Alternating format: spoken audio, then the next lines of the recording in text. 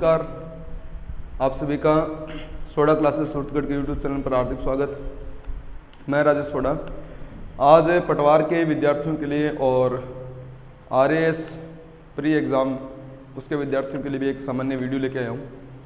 इसमें मैं आप लोगों को एक कॉमन चर्चा करके बताऊँगा कि क्वेश्चन जो है वो किस प्रकार के हैं, है ना, कौन से क्वेश्चन ज़्यादा फेमस है। तो जो बड़े बड़े फेमस क्वेश्चन है बस उन्हीं की मैं चर्चा करूँगा, है ना, ज़्यादा अपने नहीं करने वाले। इंपॉर्टेंट जो टॉपिक्स हैं, इंपॉर्टेंट जो बातें हैं, बस उन्हीं पर अपने बात करने वाले हैं। कुछ 10 एक मैं क्वेश्चन में बताने वाला हूँ कि किस टॉपिक में कौन से क्वेश्चन जो ज़्यादा इंपॉर्टेंट है। एक सभी से मेरा रिक्वेस्ट निवेदन, वीडियो को पूरा देखा करें। अभी जो मैंने कल वाला वीडियो डाला था यानी कि गुणसूत्र विपथन सिंड्रोम वाला, निश्चित रूप से मैं कहता हूँ क्वेश्चन मिलेगा आप लोगों को। गलतियाँ मत करो आप, है ना, देखो उनको, सीखो। और टेलीग्राम चैनल पर मैंने उस वीडियो का जो मैंने फ़ोटो खींच के भी मैंने उसमें डाला कि कुछ लोग अगर वीडियो नहीं देख पा रहे या नहीं देख रहे या कुछ देखना नहीं चाहते हैं, वहाँ देख लो, फ़ोटो देख लो, वीडियो मत देखो, तुम फ़ोटो देख लो कम से कम। मैं कहता हूँ एग्ज़ाम में निश्चित रूप से क्वेश्चन बनने वाले इन जगहों से। ग्लोबल वार्मिंग क्वेश्चन आएगा भाई, ग्लोबल वार्मिंग इंपॉर्टेंट है कंपटीशन के लिहाज से। एसिड रेन, अम्ल वर्षा, वेरी वेरी इंपॉर्टेंट, महत्वपूर्ण बात है, करनी चाहिए आप लोगों को। और रेडॉक्स रिएक्शन मैंने करवाई थी। और देखना ये पटवार का पेपर होने दो और अपने वीडियोस में से क्वेश्चन मिलेंगे आप लोगों को एग्जाम में। तो इसलिए सभी शांत चित्त से वीडियो पूरा देखें और कोशिश ये करें कि अपने को इस पेपर में अच्छे से अच्छे क्वेश्चन मिल सके। हाँ, कम समय निकालो, कोई दिक्कत नहीं है। जितना आपके पास समय कम है, कई विद्यार्थी होते हैं जिनके पास समय थोड़ा कम होता है, तैयारी कर रहे हैं बेचारे, पढ़ रहे हैं अपने रजिस्टर वगैरह। जब फ्री माइंड होते हैं, मोबाइल चलाते हैं, तो उस वक्त थोड़ा सा नज़र दौड़ा लिया करो। ये रिवीजन ही है एक प्रकार का, पढ़ा तो आपने बहुत है, थोड़ा सा और देख लिया करो ताकि अपने को प्रॉफिट मिले, अपने को फ़ायदा मिले। और किसी भी प्रकार से अगर 1% भी अपना सही होता है तो हम हज़ारों विद्यार्थियों से आगे निकलेंगे। एक सबसे बड़ी बात और, एग्ज़ाम हॉल में दिमाग थोड़ा शांत रख कर पेपर देना है। आपकी देख लो 2016 के बाद में पटवार 2021 में ही है, बीच में कोई पटवार की भर्ती नहीं हुई है। तो 5-5 साल लग जाते हैं एक एक वैकेंसी को वापस रिकॉल होने में। तो मैं चाहता हूं कि अगर आपने टारगेट ही पटवार बना रखा है तो ईश्वर से प्रार्थना करो कि हम मानसिक रूप से एकदम परिपक्वता के साथ एग्जाम हॉल में जाएं और आराम से पेपर दें, रिलैक्स होके। मानसिक तनाव लेके पेपर मत देना, क्वेश्चन आते हुए गलत होंगे। और सरकारी तंत्र तो आपने रीट में देख ही लिया, SIO रीट में क्या हालात है, RAS, तो इनके भरोसे तो अपने को रहना नहीं है।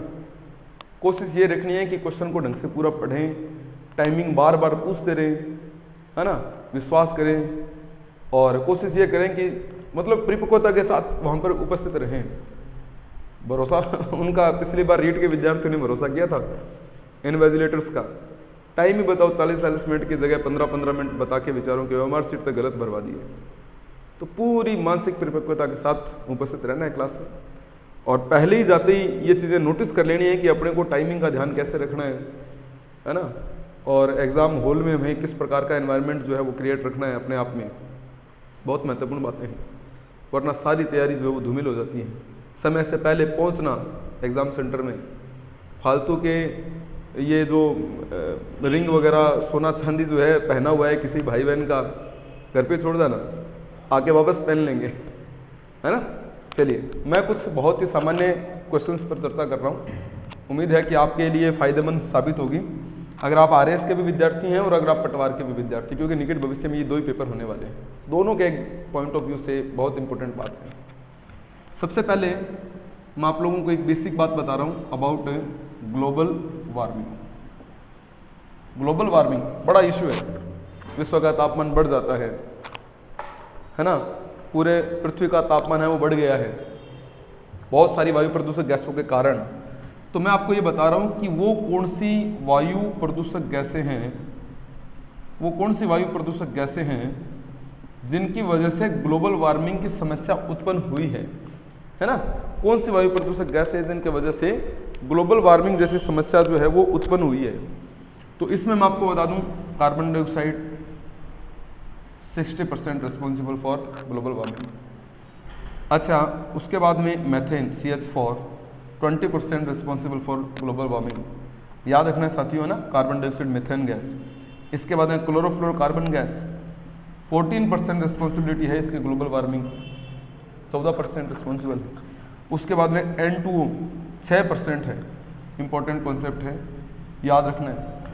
आपके एग्जाम में प्रश्न पूछ लेगा ग्लोबल वार्मिंग के लिए जिम्मेदार बताओ, ऐसे कैसे आ जाएगी। जैसे ये वाला क्वेश्चन RS प्री में पूछा गया था 2015-16 में, 2016 में था शायद, बहुत शानदार क्वेश्चन था। ग्लोबल वार्मिंग में जिम्मेदार गैसों को अवरोही क्रम में व्यवस्थित करें, अवरोही क्रम लाइक दिस, बहुत महत्वपूर्ण है, मैं आपको बताऊं, पेपर में आने वाला प्रश्न है। और ऐसा भी प्रश्न आ सकता है ग्लोबल वार्मिंग के लिए जिम्मेदार गैस नहीं है तो आपको यहाँ गड़बड़ कर देगा वो, N2O की जगह कई बार वो क्या दे देता है, NO2 दे देता है।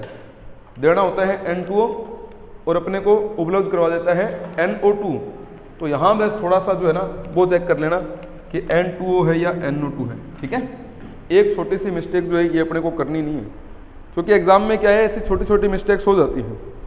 थोड़ा सा ध्यान रखें, गलतियाँ कम करें। और एक अमल वर्षा, अमल वर्षा बहुत इंपॉर्टेंट बात है अपने आप में, तो अमल वर्षा के ऊपर भी अपने को ध्यान रखना है। किस प्रकार से अमल वर्षा को आप लोगों ने टैकल करना है वो भी चेक कर लीजिएगा, ठीक है ना। अमल वर्षा के क्वेश्चन भी RS प्री में भी आते हैं और मेंस में भी बहुत बार पूछ लेते हैं अमल वर्षा से संबंधित प्रश्न, वो भी देखना आप कैसे करने वाले हैं।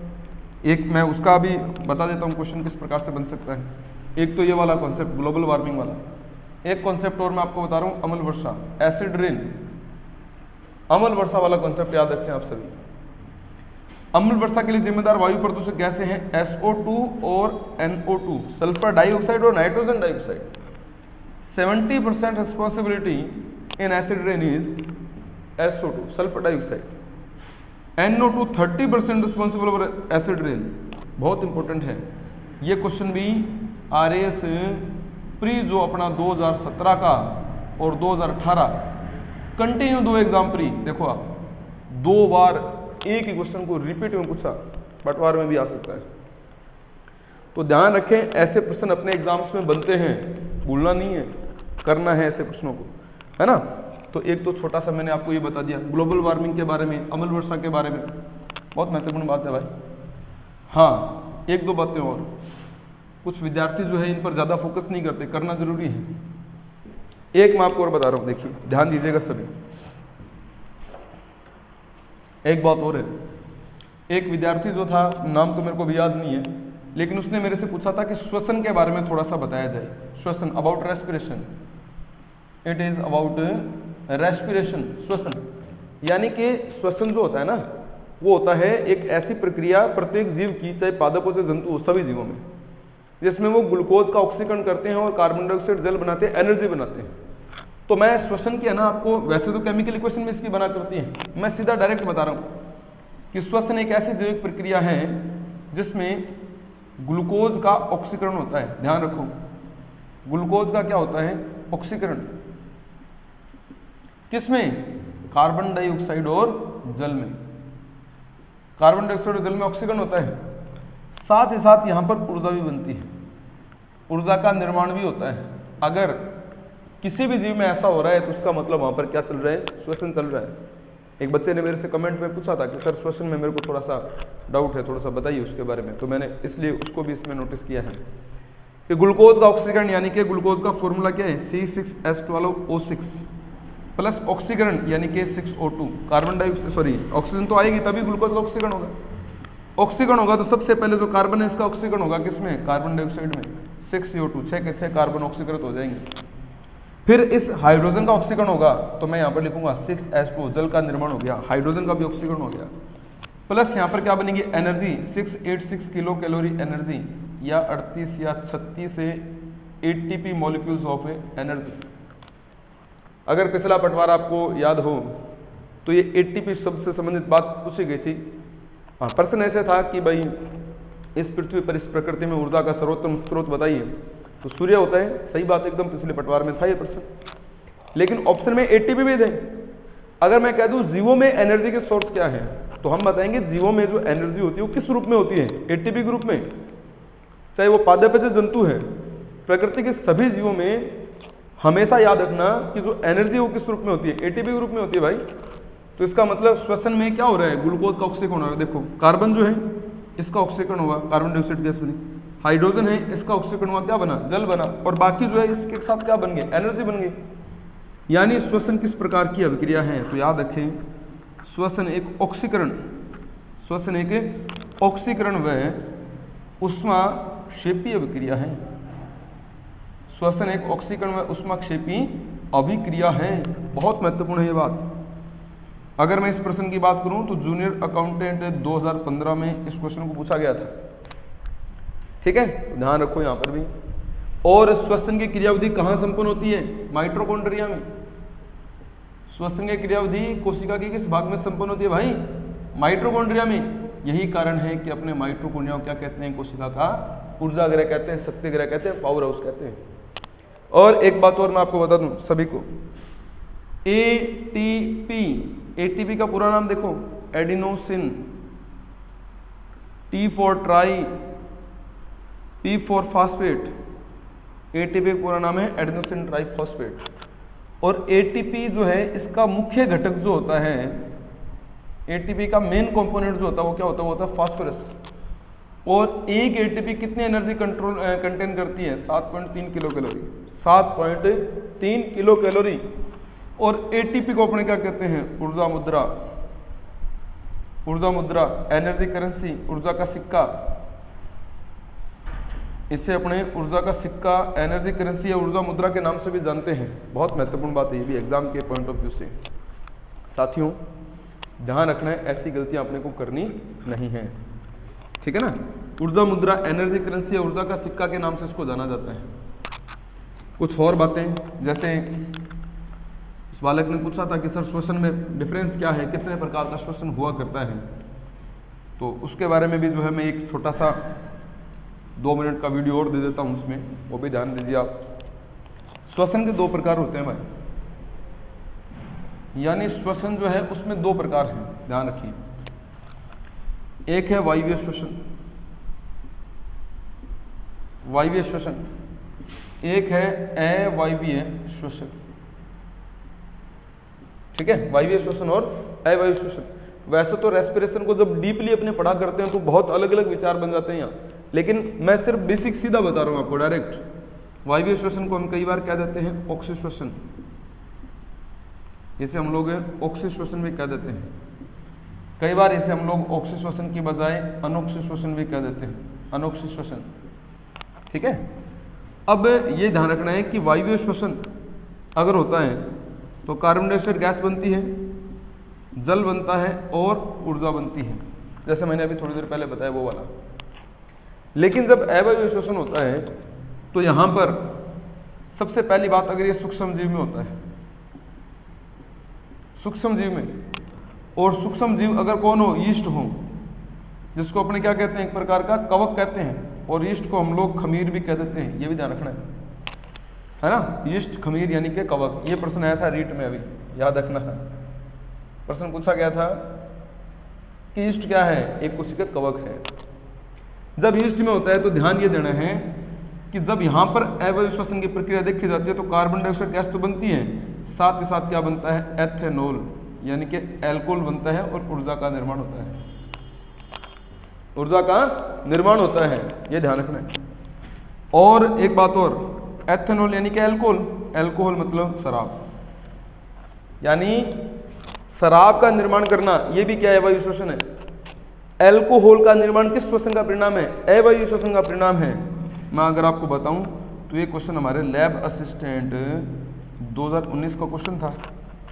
अल्कोहल का निर्माण किस प्रकार के श्वसन का परिणाम है, तो आप क्या बताएंगे, अल्कोहल का निर्माण होना अवायवीय श्वसन का परिणाम होता है। ठीक, 1% तो ये बन गया अपने पास सूक्ष्म जीव वाला। एक मैं बताऊं, यदि मनुष्य में हो अवायवीय श्वसन, अवायवीय श्वसन यदि मनुष्य में हो तो क्या बनेगा, कार्बन डाइऑक्साइड गैस बनेगी और लैक्टिक अम्ल बनेगा। एनर्जी तो बननी है, एनर्जी तो बननी है, कम एनर्जी बनेगी, 2 एटीपी। लेकिन एक और क्या बनता है, लैक्टिक अम्ल। मनुष्य में अवायवीय श्वसन के परिणाम स्वरूप किसका निर्माण होता है, लैक्टिक अम्ल का निर्माण होता है भाई। और लैक्टिक अम्ल कब बनता है और कहाँ बनता है, मांसपेशियों में बनता है। सबसे पहली बात यह बनता है पेशियों में। कब बनता है, जब आप परिश्रम करते हैं, मेहनत करते हैं, बहुत सारा व्यायाम करते हैं, उस वक्त बनता है। और लैक्टिक अम्ल के जमाव के कारण पेशियों में क्या प्रभाव पड़ता है, तो मैं आपको बता दूं, इसमें दर्द होता है, ऐंठन होती है, जकड़न का एहसास होता है। यानी कई बार हम देखते हैं कि जब हम मेहनत करते हैं, कोई काम करते हैं, उस वक्त क्या होता है कि जब हम मेहनत कर रहे होते हैं, काम कर रहे होते हैं, तो उस वक्त हमारे शरीर की मांसपेशियों में एक ऐसे अकड़न सी आ जाती है, जकड़न सी आ जाती है, दर्द सा होने लगता है, मीठा मीठा दर्द होता है। अगले दिन जब उठते हैं तो अपने को बहुत ज़्यादा पीड़ा महसूस होती है। इसका मतलब वो दर्द जो है वो किसकी वजह से है, लैक्टिक अम्ल के जमाव की वजह से है। तो मनुष्य की पेशियों में लैक्टिक अम्ल का निर्माण अवायवीय श्वसन का प्रमुख उत्पाद है, परिणाम है, जिस वजह से दर्द, ऐंठन और जकड़न का हमें आभास होता है, एहसास होता है। इंपॉर्टेंट क्वेश्चन है, सीधा प्रश्न पूछ लेगा, मांसपेशियों में दर्द, ऐंठन, जकड़न का कारण किस प्रकार का श्वसन है, अवायवीय श्वसन। मनुष्य में अवायवीय श्वसन का परिणाम क्या है, लैक्टिक अम्ल। पढ़ने लायक बात है, इंपॉर्टेंट पॉइंट है। अगर अवायवीय श्वसन कवक में हो जाए तो क्या बनेगा, अल्कोहल बनेगा, शराब बनेगी। हाँ, एक बात हो, यदि अवायवीय श्वसन हो जाए जीवाणु में तो अम्ल बनेंगे, कार्बनिक अम्ल बनेंगे, कार्बनिक अम्ल बनेंगे। और अवायवीय श्वसन मूल रूप से क्या होता है साथियों, किण्वन होता है। अवायवीय श्वसन है क्या, किण्वन है, सड़ना।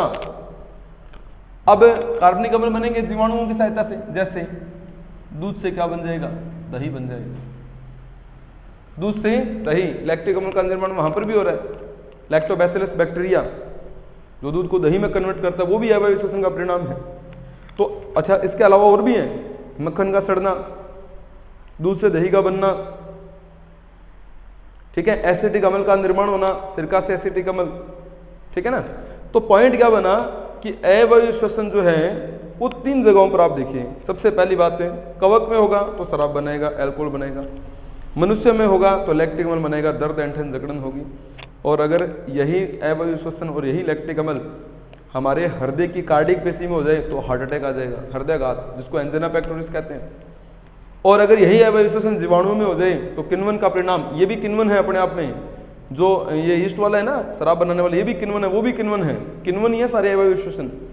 और जीवाणुओं में आ जाए, दूध से दही का बनना, मक्खन का सड़ना, एसिटिक अम्ल का निर्माण करना, ऐसे किण्वन के कई सारे प्रकार अपने देख सकते हैं। मुझे लगता है ये श्वसन की जो बात थी, बेसिक बात, only basic information about respiration, मैंने बेसिक इन्फॉर्मेशन दिया है भाई। रेस्पिरेशन अकेला कम से कम 8 से 10 घंटे का टॉपिक है, बिल्कुल। ग्लाइकोलाइसिस, क्रैब चक्कर, ऑक्सीडेटिव डिकार्बोक्सिलेशन, ऑक्सीकारी विकार्बोक्सिलीकरण क्या है, कहाँ होता है, कैसे होता है, बहुत बड़ी बड़ी बातें साथ, है ना। ऐसे एक बात से नहीं हो सकती, ध्यान रखना है। मिटा दूं, इंपॉर्टेंट पॉइंट है, देखो सुनिए और आगे और सुनिए आप, इसमें देखिए, है ना। ये श्वसन के अंदर जो बच्चे ने डाउट पूछा था उसको मैंने क्लियर किया, 3 जगहों पर मैंने अवायवीय श्वसन के बारे में जानकारी दी। और वैसे बेटा श्वसन को अगर पढ़ें तो बहुत टाइम लगता है अपने आप में। कभी अगर आप लोगों को मौका मिले ऑफलाइन क्लास लेने का, आइए, श्वसन की एक एक लाइन अपनी क्लियर करेंगे। रेस्पिरेशन होता कैसे, किस प्रकार से होता है, what is glycolysis, what is Krebs cycle, क्या होता है, कैसे होते हैं, इनके परिणाम क्या रहते हैं, सब बिंदुओं पर बात करेंगे अपने। ठीक, यहां तक मैंने आपसे और बात कर ली। कुछ प्रश्न और हैं जो बहुत फेमस है, जैसे मैं एक प्रश्न और बता देता हूं आप लोगों को। एक आता है ये परीक्षण वाला क्वेश्चन, परीक्षण बहुत पूछते हैं पेपरों में। परीक्षण किसके, तो वो ध्यान रखो, परीक्षण पूछे जाते हैं जैसे किसी रोग से संबंधित परीक्षण। तो मैं किसी रोग से संबंधित जो इंपॉर्टेंट परीक्षण है बस उन्हीं का नाम ले रहा हूं, like ELISA test, WBT test, saliva test, ध्यान दीजिए सभी, है ना। WBT टेस्ट, सलाइवा टेस्ट, और एक और है PCR टेस्ट, PCR टेस्ट। ये चारों टेस्ट जो हैं इनका संबंध किससे है, एड से है। और साथियों ये क्वेश्चन पटवार के प्री पेपर 2016 में आ चुका है इससे पहले, और उस वक्त प्रश्न पूछा था एलिसा के बारे में और PCR के बारे में, ठीक है ना। एलिसा का पूरा नाम होता है, अगर पूरा नाम आपको पढ़ने की इच्छा हो तो मैं बता देता हूँ। एलिसा का पूरा नाम होता है enzyme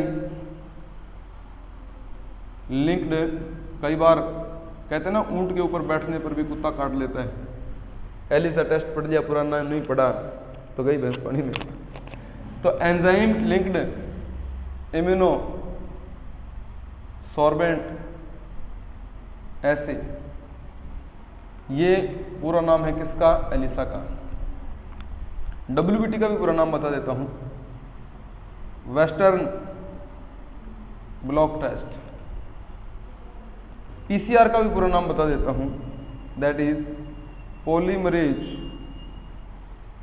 chain reaction. Polymerase chain reaction.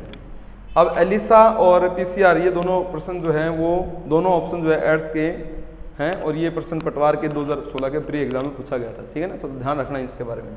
Point number 1 मैंने आपको क्लियर करके बता दिया, पहला बिंदु। नंबर 2, एक टेस्ट और बहुत फेमस है, उसका नाम है विडाल टेस्ट। ध्यान दीजिएगा सभी, विडाल टेस्ट। विडाल टेस्ट का संबंध किससे है? तो साथियों विडाल टेस्ट का संबंध है टाइफाइड से। विडाल टेस्ट का संबंध किससे होता है? टाइफाइड से होता है। सलाइवा टेस्ट का संबंध है वो है कैंसर से। सलाइवा टेस्ट कैंसर से संबंधित है, याद रखना है। एक और मैं आपको बता रहा हूँ, RT-PCR। RT-PCR इसका पूरा नाम आपको बता दें तो वैसे ये संबंध है कोरोना से। कोरोना यानी कि जिस रोगों के समूह को अपने बोलते हैं सार्स रोग, severe acute respiratory syndrome, severe acute respiratory syndrome, severe acute respiratory syndrome, ये याद रखना है। और इसका पूरा नाम आपको बता रहा हूँ, रिवर्स ट्रांसक्रिप्शन, रिवर्स ट्रांसक्रिप्शन। और PCR का तो पूरा नाम अपने को कन्फर्म ही है, पॉलीमरेज